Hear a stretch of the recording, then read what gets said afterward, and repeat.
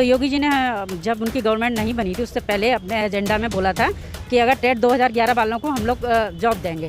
Finally वो लोग select हो गए और उनकी गवर्नमेंट बन गई। उसके बावजूद भी उन्होंने हमें जॉब नहीं दी और अब हमारा अनुरोध है उनसे कि अगर वो हमें जॉब देंगे फिर तो हम उन्हें वोट देंगे, वरना हम वोटिंग उन्हें नहीं करेंगे। शर्तें मैं पूछूंगा, 4.5 साल हो गए यूपी सरकार को, योगी आदित्यनाथ जी को, उनके कार्यकाल में कोई ऐसा काम जिससे आप खुश हों? किसी खुश नहीं है, किसी से भी खुश नहीं खुश नहीं है। आप भी इन सब के साथ? हाँ, इनके साथ ही, हाँ बिल्कुल। 2022 का इलेक्शन आने वाला है, जनता क्या कहना चाह रही है इस बार?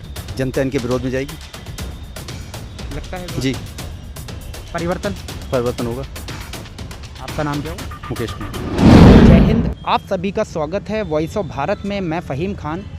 बरेली उत्तर प्रदेश में है और गांधी उद्यान ये एक पार्क है। यहाँ पर कुछ लोग मुझे बैठे हुए दिखे हैं जो 2011 से जॉब की तैयारियाँ कर रहे हैं। उनसे भी एक बार हम पूछने की कोशिश करेंगे, क्योंकि 2022 का इलेक्शन बहुत नज़दीक है और जनता किन मुद्दों को लेकर के इस बार इलेक्शन में वोट डालने जाएगी। यहाँ पर देख सकते हैं आप, महिलाएं भी हैं, पुरुष भी हैं और इस बार इन लोगों से हम यही पूछेंगे 4.5 साल का क्या कार्यकाल रहा योगी जी का।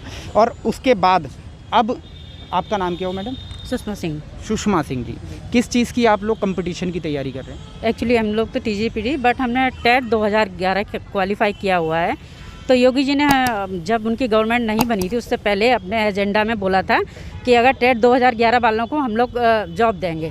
फाइनली वो लोग सिलेक्ट हो गए और उनकी गवर्नमेंट बन गई। उसके बावजूद भी उन्होंने हमें जॉब नहीं दी और अब हमारा अनुरोध है उनसे कि अगर वो हमें जॉब देंगे फिर तो हम उन्हें वोट देंगे, वरना हम वोटिंग उन्हें नहीं करेंगे। इस विषय को लेकर के, जैसे जो मुद्दा उन्होंने इलेक्शन में बनाया था उसके बावजूद भी अभी तक आप लोगों को जॉब नहीं मिल पाई, रोजगार नहीं मिल पाया, खरे नहीं उतरे। तो आप ज्ञापन दिए हैं आप लोगों ने मुख्यमंत्री दिए एंड हमारी कमेटी भी बनाई गई है जो कि बोला था कि कमेटी हमारी सार्वजनिक की जाएगी, बट वो नहीं की गई और कुछ पता ही नहीं चला आज तक कि उसमें हुआ क्या है।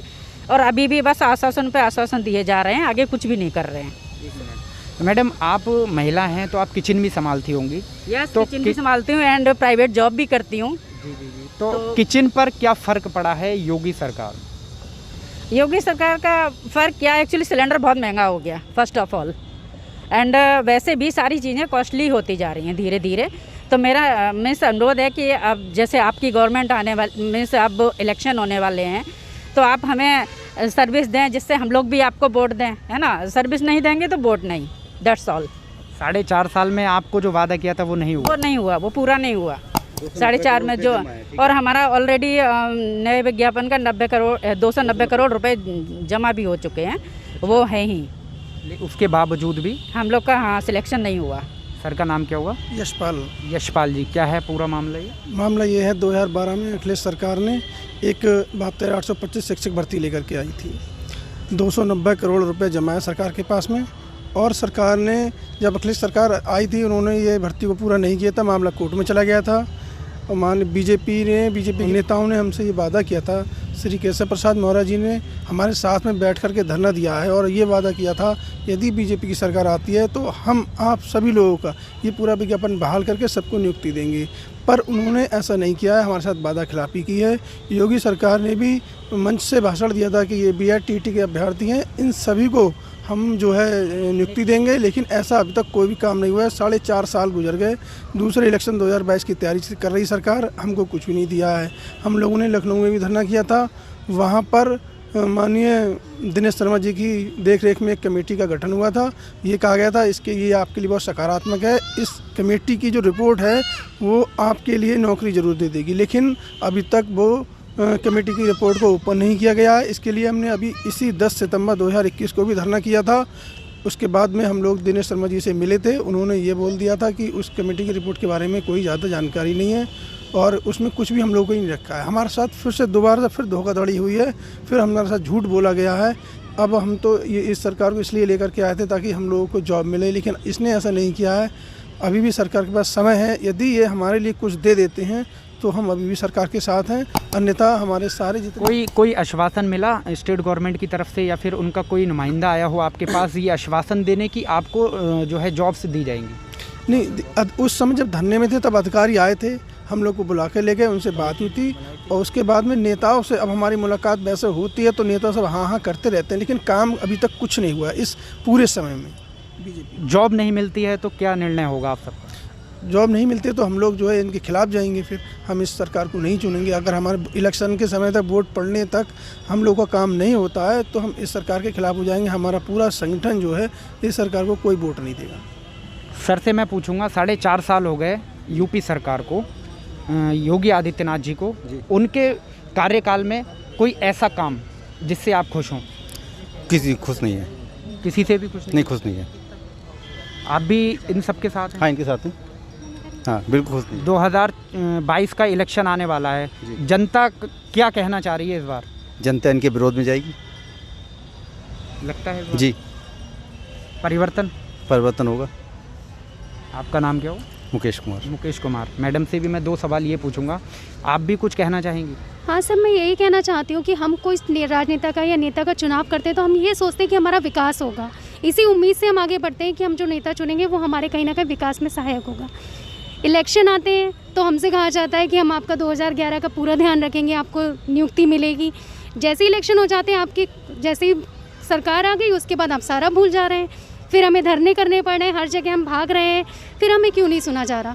अगर ये हमें सुनते हैं, हमें नियुक्ति पत्र देते हैं, तब तो हम इनका चुनाव करेंगे, अदरवाइज़ हमारा यही है, फिर हम इनको वोट नहीं देंगे। हम यहाँ उत्तर प्रदेश में एक समाजवादी पार्टी है तो दूसरी भारतीय जनता पार्टी। जी आपको क्या लगता है कि 22 में किसका रुझान भारी होगा? सर, मैं किसी ऐसे नेता की मतलब किसी पार्टी की बात नहीं कर रही। हमारे लिए तो वो अच्छा है जो हमारा विकास करे, चाहे वो सपा हुई, चाहे भाजपा हुई या कोई अदर पार्टीज़ हुई, तो हमारा जो विकास करेगा हम उसका चुनाव करेंगे। अब इनमें से कौन सही होता है इसका हम इसलिए नहीं कह सकते क्योंकि हमें वो पहले भी यही आश्वासन दिया गया था कि हमें नियुक्ति मिल जाएगी। दोबारा से भाजपा ने इसी चीज़ को, हमारे कमज़ोर मुद्दे को पकड़ लिया और आप हमें चयनित करवा रहे हैं तो हम आपको वोट देंगे, ये कह के कि हाँ आप हमें वोट दे रहे हैं, हमारी सरकार बनवा रहे हैं तो हम आपका विकास करेंगे, आपको नियुक्ति पत्र देंगे।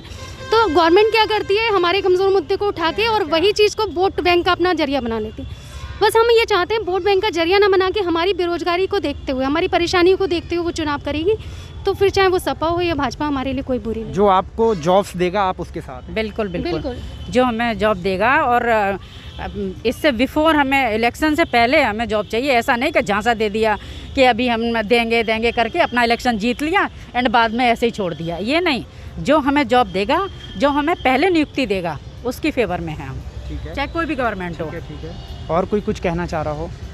सर कुछ कहेंगे? बीजेपी ने बहुत वायदे किए थे, हम टेट 2011-12 वालों से। नया विज्ञापन था हम लोगों का, लखनऊ में विशाल धरना हुआ, दिनेश शर्मा की कमेटी रिपोर्ट बनाई, आज तक कमेटी रिपोर्ट नहीं आई है, 4 साल होने जा रहा है। ये लॉलीपॉप दिया था बीजेपी ने, हम ही युवा लोग बीजेपी को सत्ता में लाए थे, जिसमें सपा गवर्नमेंट थी। बीजेपी ने वादा किया था हम आने पे टेट 11 वालों को प्रत्येक व्यक्ति को रोज़गार देंगे, जबकि ये भी शिक्षा मित्रों को तो इन्होंने रोज़गार दे दिया, उनको नहीं हटाया, जब सुप्रीम कोर्ट का निर्णय था। हम सबसे पहले बैच के टेट वाले उत्तीर्ण अभ्यर्थी हैं और हम 105, 110 वाले बाहर हैं, जबकि 183 वाला कोर्ट के निर्णय से वो जॉब कर रहा है। इतना घोटाला इस भर्ती में हुआ है, इतना किसी भी इंडिया की किसी भी सर्विस जॉब में नहीं हुआ होगा।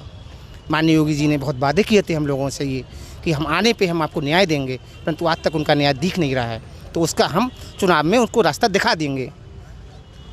ठीक है, बहुत बहुत शुक्रिया। तो ये एक अलग ही मामला सुनने को मिला है बरेली शहर में, उत्तर प्रदेश में।